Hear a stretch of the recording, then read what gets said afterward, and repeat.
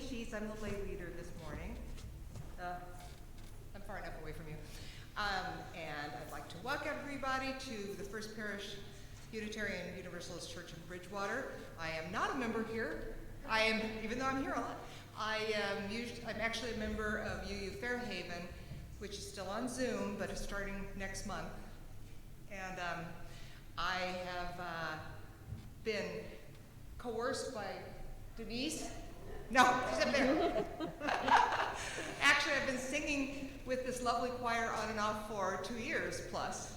Since Denise and I met skiing and somehow started talking about music at a break, and then pretty soon I was saying, well, if you need a soprano sometimes. And then a couple weeks later she said, I need a soprano. And it's been a joy to be in person with you guys and to have such a welcoming, not only just the congregation, but the choir has just been so nice about letting me pop in on their territory, and it's just, they're wonderful, and so is Denise. And besides, if I said no to her, she'd trip me on the ski slopes again and break my other thumb, right? Or she wouldn't let me go skiing with her anymore. What I also love about this church is Jennifer. She's going to be really hard to leave. Many of you are going to be hard to leave, but maybe I'll come back here and there. But she's so warm and empathetic and kind, very personable, and as my husband said, she's very erudite. She's an eloquent speaker. She's just wonderful. So, and I was a lifelong Presbyterian. My son never wanted to go to Sunday school until we became Unitarians. Somebody talked about our whole lives in the UU kids, what do you call it, religious education. But all of the religious education was so wonderful. He went there from 4th grade on. He still wears his chalice necklace that he got after graduation from the church group. And he's 26. He still wears it every day. Going to all the other churches and synagogues and temples, and it's just really wonderful. I want to tell you that we proudly fly the rainbow flag to symbolize our welcome to people of every description. We have a dynamic religious education program, as I talked about. That takes place here in the lower parish hall during worship. If you're new to First Parish, we hope you enjoy your visit with us, and we encourage you to sign the guest book that's on the table in the rear of the sanctuary. If you want to receive our monthly newsletter, please be sure to include your email address. If you're joining us online, you can request to be put on our mailing list at our website or in the live chat.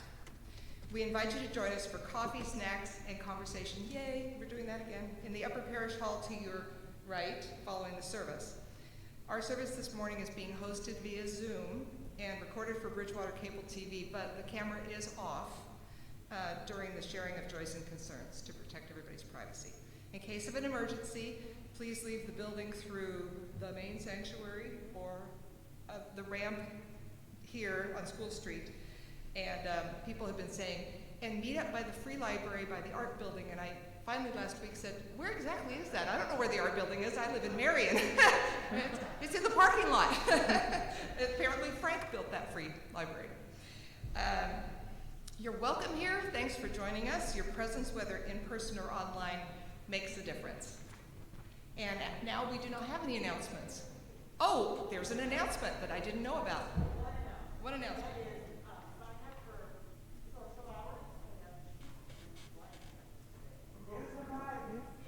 We need help signing up for social hour. Somebody else to help with coffee, snacks, coordination. Okay?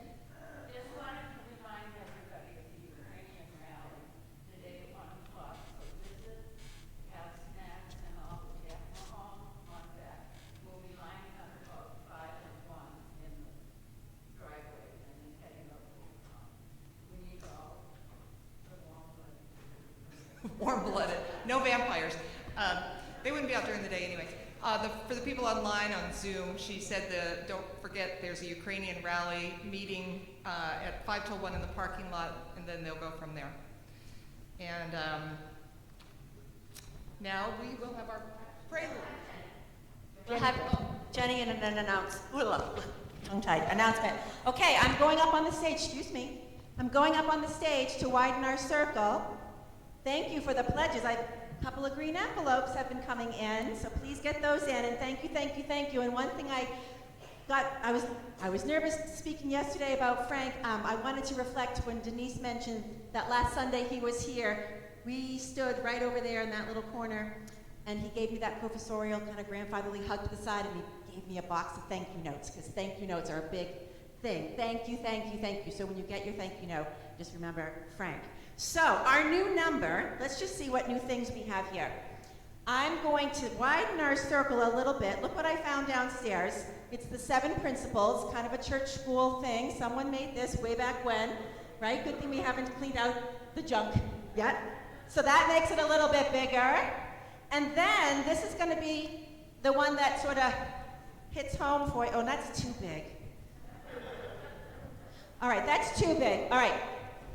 I'm going to use this wooden bowl to represent Frank.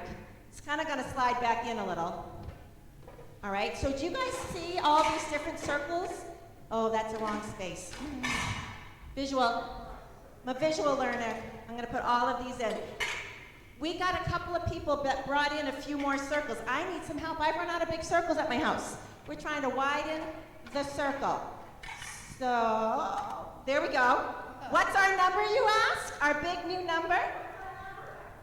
Our big new number is... And this actually got bigger from the moment I walked into the building this morning. I had one number, and now I have a bigger number. So our bigger number is $44,080. Okay? Whoa. So we are trying to, we've got hula hoops up here. But the biggest hoop we have. Who knows where we're going to make this widening of the circle go? But let's get those pledges in for next week. And I'm going to do 2 things while I still have microphone. I'm going to put my offering in, my pledge, and I'm going to light a candle for Jocelyn because it's her birthday, and I'm leaving because I'm driving out to wish her in person. Happy. Thank you all. I'm going now. Bye. In that case, Denise, prelude.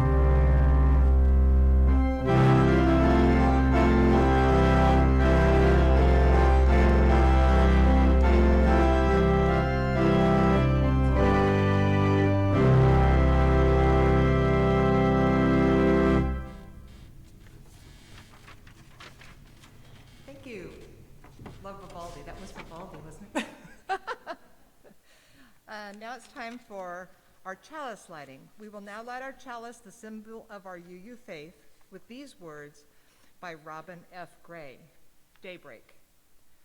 Day breaks on our gratitude for family and friends, for the freedom to find our own truth, for the company of those who gather here, and the promises that we offer one another.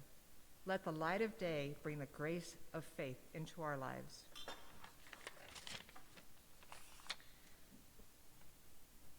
Please rise and let us join together with all our voices for the affirmation of our covenant, followed by our sung aspiration.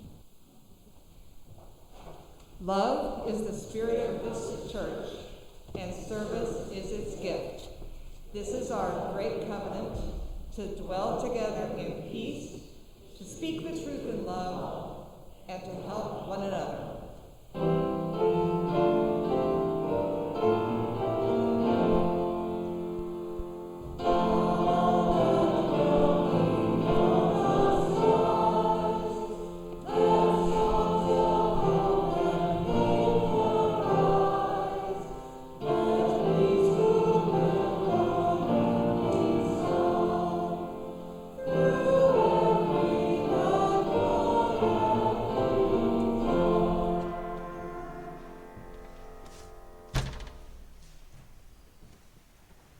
Thanks, Jeannie.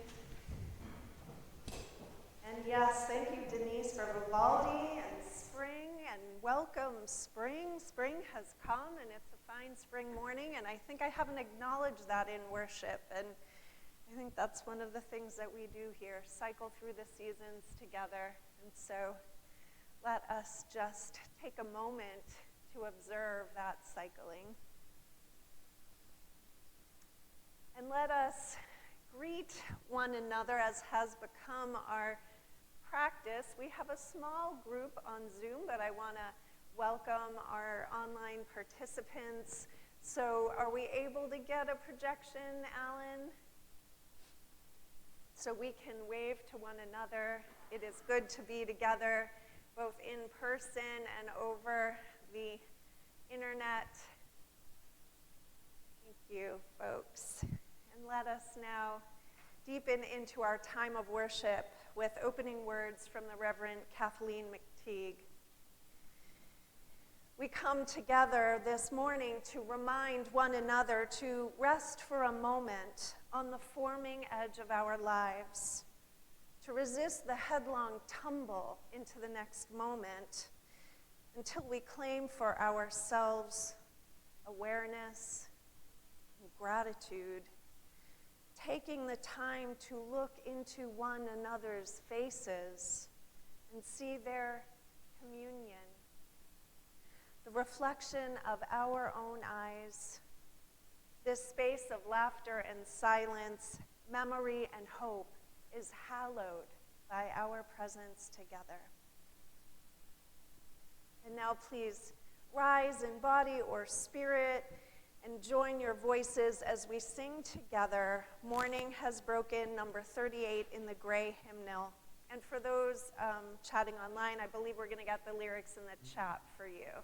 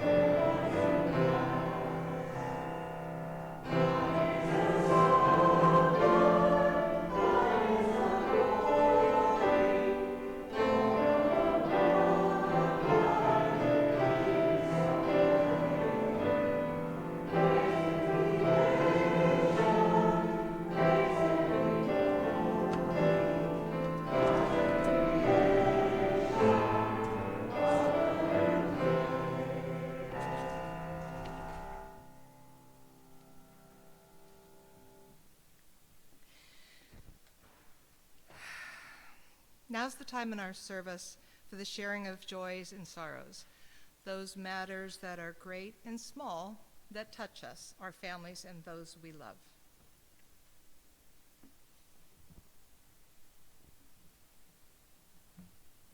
In their hearts. Anybody online? No.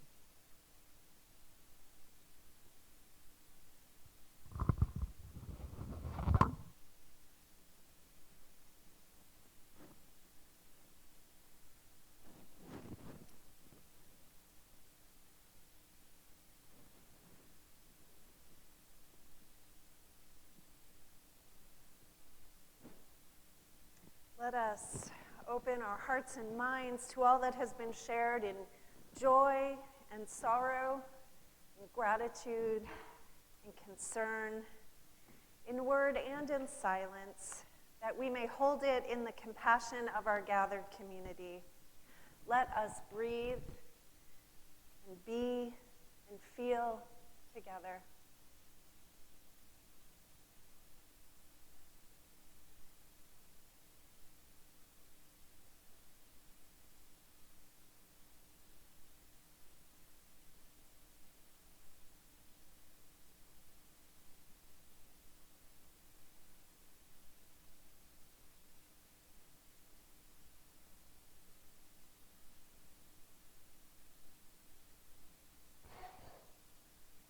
In a spirit of prayer and meditation, I invite you to receive this good word from the Reverend Annie Forster. At the center of the gathered community dwells the holy. We are the prayer, each and all. One by one, we come to this place, whole and broken, commencing and concluding, laughing and weeping. We fill the circle with our breath. The prayer rises on our very breathing together. This circle will not, cannot go on forever, yet this circle will never die. What each of us finds here is what we are not. It makes us whole. It gives us strength to go out in the world beyond this holy community, beyond this sacred space. Spirit of life and love, where we meet is sacred space, and we are inspired by one another's presence. At the center of the gathered community dwells the holy. We are the prayer, each and all. Amen.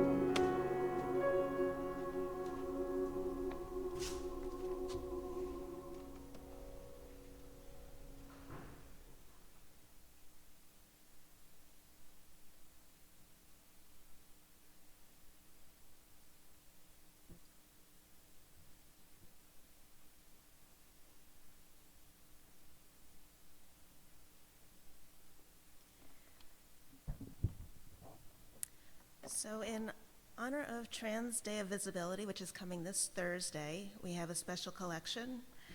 Our donations will save the lives of LGBTQ youth. The Trevor Project is the world's largest suicide prevention and crisis intervention organization for the LGBTQ, lesbian, gay, bisexual, transgender, queer, and questioning young people.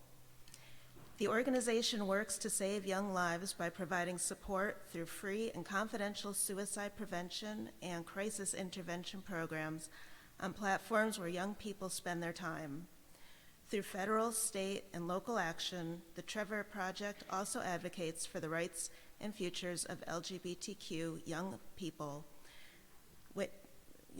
through legislation, litigation, and coalition building. Find out all the ways this dynamic organization supports LGBTQ youth at thetrevorproject.org. And last couple weeks ago, some of us were in a workshop with different people from the UUA from Side with Love. And one of the speakers, one of the presenters was from the Trevor Project, and they are right at the forefront of everything going on in Texas and several other places around the country where there's so much repression and so much litigation going on. So this would be a very, very good cause to give to, and the money would go right to where the source is of the product. I also want to say that if you go on to our Facebook group, I believe there's a posting for this Thursday at the Congregational Church. They're having a showcase for Trans Day of Visibility, which is a celebration of people coming out and being who they are. So if you want to go over there, I think it's going to be a really great evening. So, yeah. The Congregational Church. The big white church on the green with the bell tower.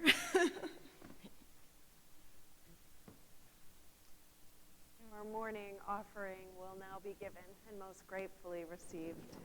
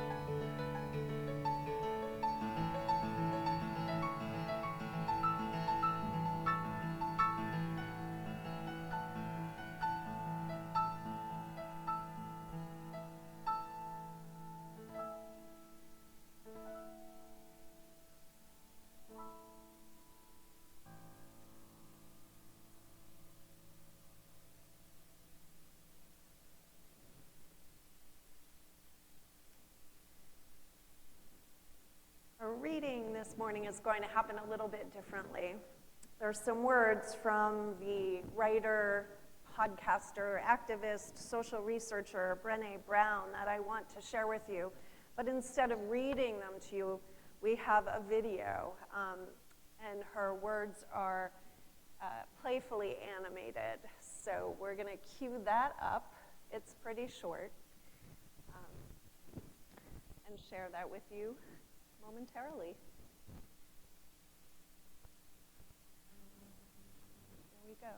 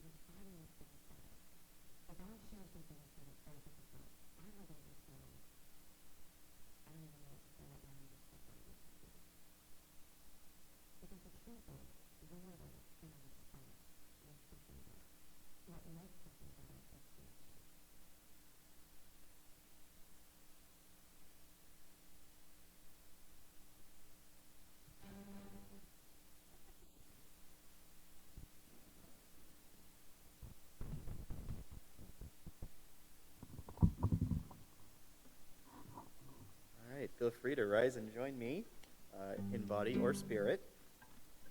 This is a new song. I'll be leading it for you, and it's pretty easy to follow along with. So rise in body or spirit, and we'll sing this song together. This is called Let Your Little Light Shine.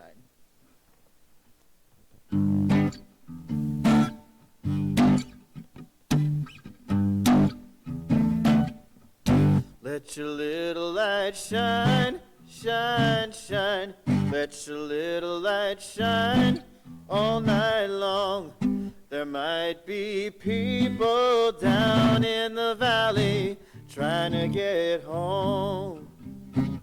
Sing that with me. Let your little light shine, shine, shine. Let your little light shine all night long. There might be people down in the valley trying to get home.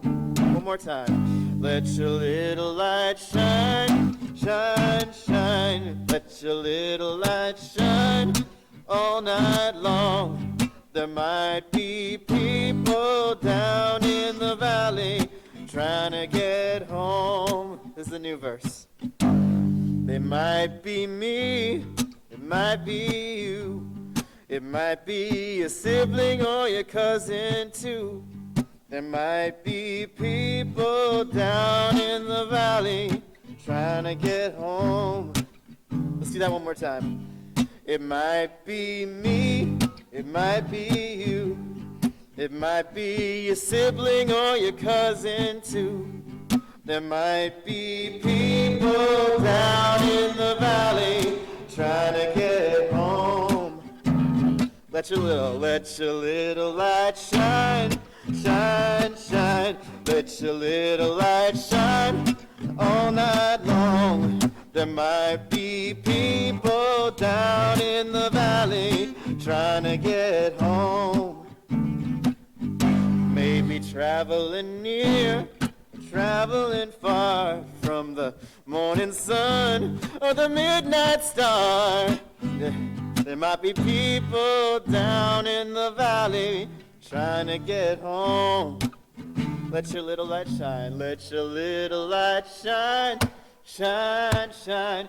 Let your little light shine all night long. There might be people down in the valley trying to get home. Let your little light shine, shine, shine. Let your little light shine all night long. There might be people down in the valley trying to get home.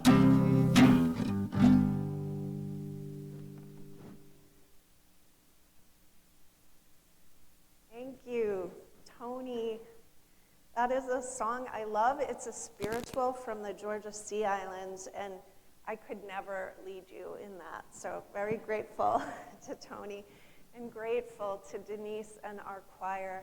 How good is it to have our choir back?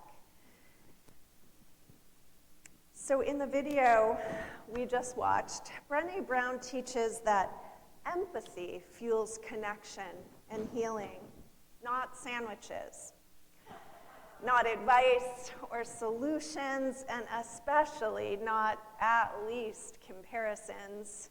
We connect most deeply not by giving each other things or even words.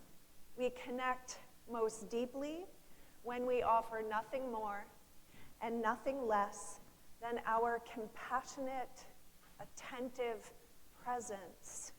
We connect by showing up. To be sure, sandwiches have their place. We church people know the healing properties of a good casserole, a crock of homemade soup. Sometimes the advice of a wise and trusted friend is sought and appreciated. Yet in a consumer culture that measures our worth by how much we earn and own, accomplish and produce, it's easy to lose sight of the truth that Brené Brown teaches. That often the most powerful way we can make a difference in the lives of others, especially those who are suffering, is simply to show up with an open heart. That's it. Sometimes all we need to give is our presence. Brené Brown isn't the first person to teach me this lesson. When I think about it, I realize I've had teachers of all ages from all arenas of my life. And this morning, I'd like to share some of their most moving lessons with you. The first teacher is a young girl named Nora Wood, whom I've never met, but who made national headlines several years ago when she forged an unexpected friendship with an 81-year-old widower named Dan Peterson. I first heard the story of Nora and Dan on WBUR's Kind World broadcast, and it has stayed with me since. Some of you may be familiar with their story. The day Nora met Dan was a special day, her 4th birthday. She was happily scanning the grocery store aisles from her perch in a shopping cart steered by her mother. In the front of the dairy case, she caught a glimpse of a sullen, gray-haired man. I thought he needed a friend, she told the reporter, because he was sad. Understanding at a very intuitive level that Dan was down in a valley of despair, Nora shined her little light in his direction. "Hi, old person," she chimed out loud. "Today's my birthday." Tickled by her sweetness, Dan chatted with Nora for a few minutes. She asked him to take a birthday photo and reached out for a hug. Nora could sense that Dan was sad, but she couldn't know that he was utterly despondent with grief after losing his wife 6 months earlier. According to the reporter, a darkness had settled over Dan that he couldn't seem to escape. Dan was in a deep hole, alone and hopeless, until Nora climbed down to be with him in his sadness. Nora's mom, Tara, posted the photo of the two of them to Facebook, and a mutual friend recognized Dan. She commented that it was the first time she had seen him smile since his wife had died. Tara understood that something special, something powerful had transpired between her daughter and the stranger. Moved by Dan's grief, she arranged to bring Nora to visit him.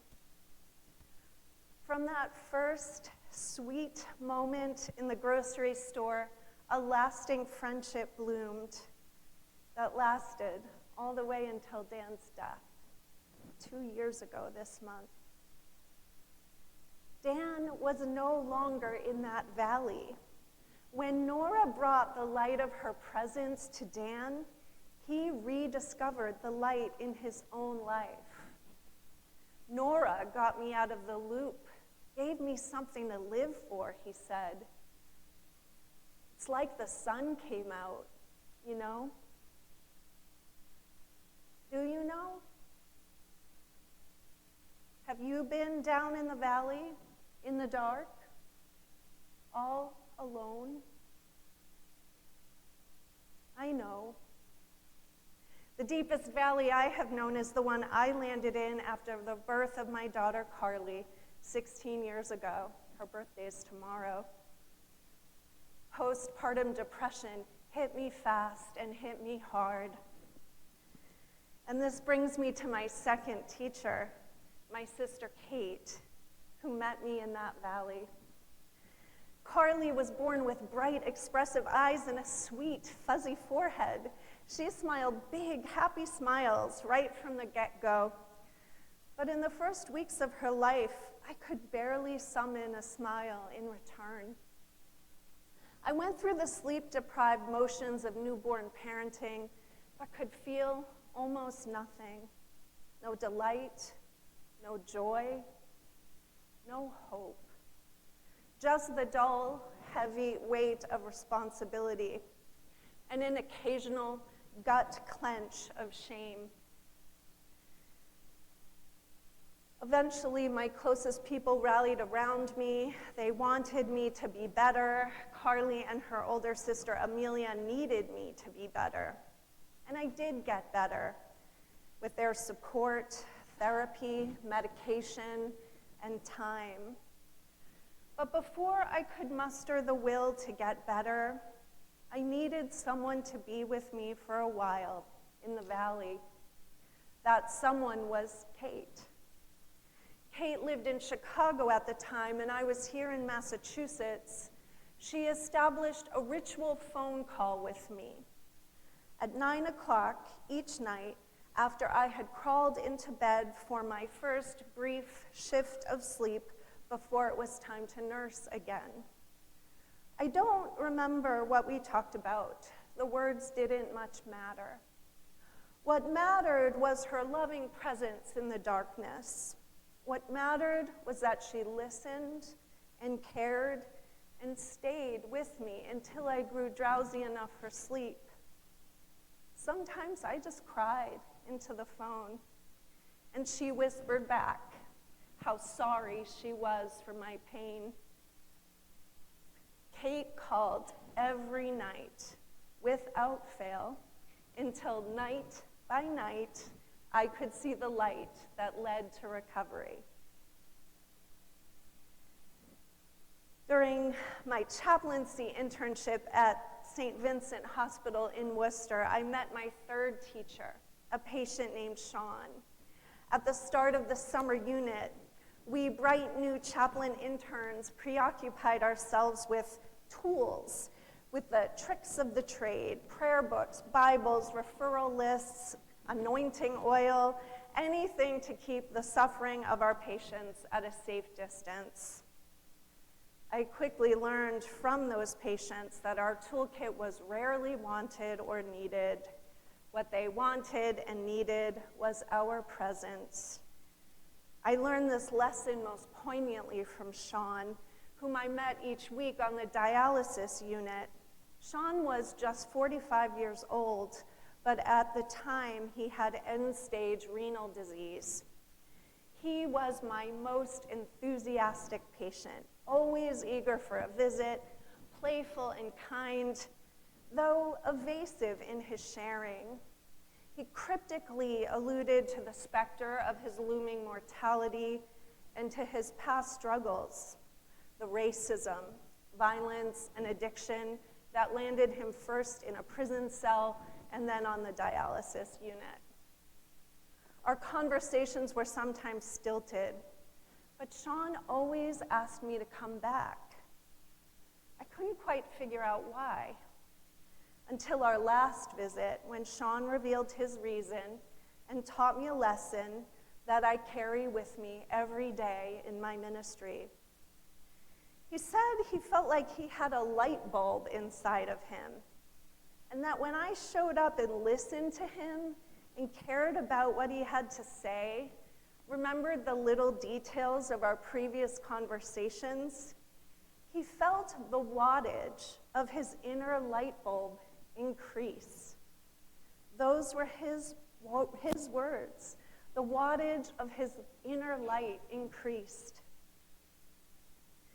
With all due respect to my excellent seminary professors, I learned more about ministry from my interactions with Sean that summer than in all of my academic courses combined. I asked him if I could share his light bulb lesson in my future ministry, and he gave his permission and asked that I use his first name. Just 2 nights ago, that lesson of Sean's was driven home once again by 3 Polish teenagers. I had tuned into MSNBC, as I often do at the end of the day, for the latest reports on the war in Ukraine. The program featured an interview with 3 students at a Warsaw high school that had recently welcomed Ukrainian refugees. Natalia Mazurek, the first student to speak, had this to say: "Sometimes presence is the most that we can give, and the most important thing that they can get from us." Her peers went on. They need friends. They want to talk. Sometimes presence is the most important thing they can get from us. Rarely can a response make something better, says Brené Brown. What makes something better is connection. With nothing but our presence, we can make the sun come out for a stranger. We can light the way to a sister's recovery. We can turn up the wattage of a suffering patient's inner light. And we can shine a light of hope for our imperiled neighbors. There is power, real power, in the connections we make with one another. And it's a power that goes both ways. When we offer up our presence in love and compassion, we reap the gift of connection as much as we give it. When we brighten the lives of our friends and neighbors, we increase our own wattage too. Nora taught me this, and Kate and Sean and Natalia. been your teachers? Albert Schweitzer famously wrote, "At times our own light goes out, and it is rekindled by a spark from another person. Each of us has cause to think with deep gratitude of those who have lighted the flame within us." Who has lighted the flame within you? When have you rekindled another's light? Each of us has this need for presence, and each of us has the power to give us, no matter our age or status, our education, or our bank account balance. Each and all, we are the prayer. So let your little light shine, my friends. There might be people down in the valley trying to get home. Let us sing. Let us sing of that great power we all possess, the power of presence, the power of love, for they are one and the same. Our closing hymn is "What Wondrous Love," number 18 in the gray hymnal.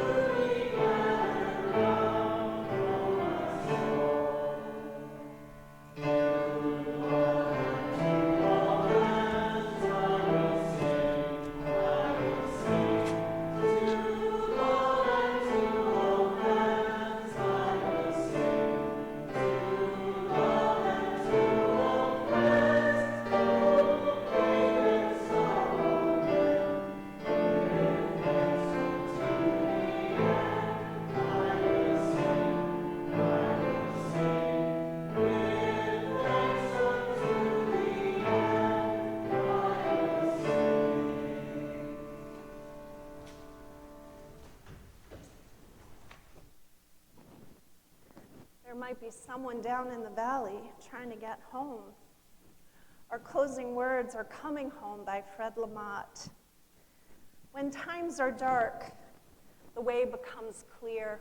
Trust in your breath, rest in your heart, bow to the stranger. This is the gospel of astonishment. If we are completely lost, we come home to each other. Let us sing, Amen.